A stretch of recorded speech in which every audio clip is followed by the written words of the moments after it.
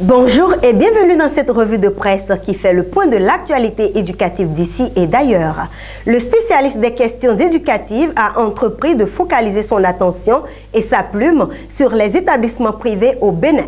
Pour le compte de la parution numéro 583 de ce mardi, Éduc-Action rapporte ce qui suit.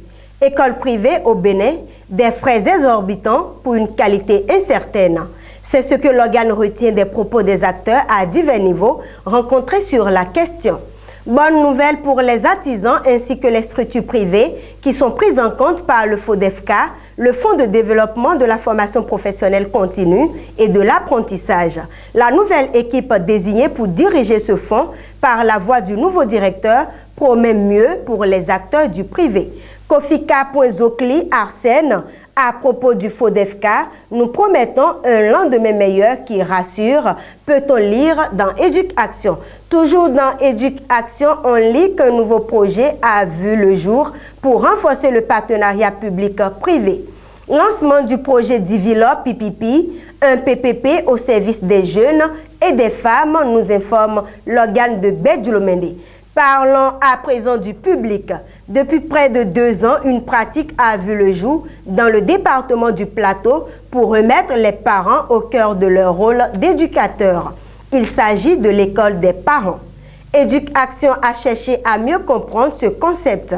Jaurès Akibé, directeur départemental des affaires sociales et de la microfinance du Plateau, à propos de l'école des parents, elle les plonge davantage dans leur mission Liton. À Éculture, à présent, 2025 a livré son verdict en ce qui concerne les gagnants du concours Grand Prix littéraire. Le site d'information du gouvernement béninois nous informe. Jeu concours Grand Prix littéraire du Bénin, les lauréats de la 6e édition dévoilés, la dynamique de valorisation des talents et de rayonnement culturel maintenue. Depuis le 26 mars dernier, le jardin botanique de l'UAC, l'Université d'Abomey-Calavi, abrite une exposition. Éduc-Action a fait un tour sur les lieux et constate. Exposition patrimoine 2.0, le numérique sublime l'héritage culturel, révèle-t-il. Actualité hors de nos frontières à présent. En RDC, les activités pédagogiques sont suspendues dans certaines localités du pays pour des raisons de combat. Des centaines d'écoles sont fermées, laissant un nombre important d'apprenants hors des classes. Crise sécuritaire dans l'est de la RDC pour le seul territoire de Walikale.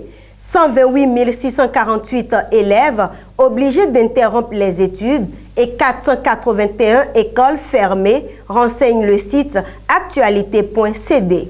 Au Sénégal, par contre, les activités pédagogiques se déroulent bien, mais les salles de classe posent problème.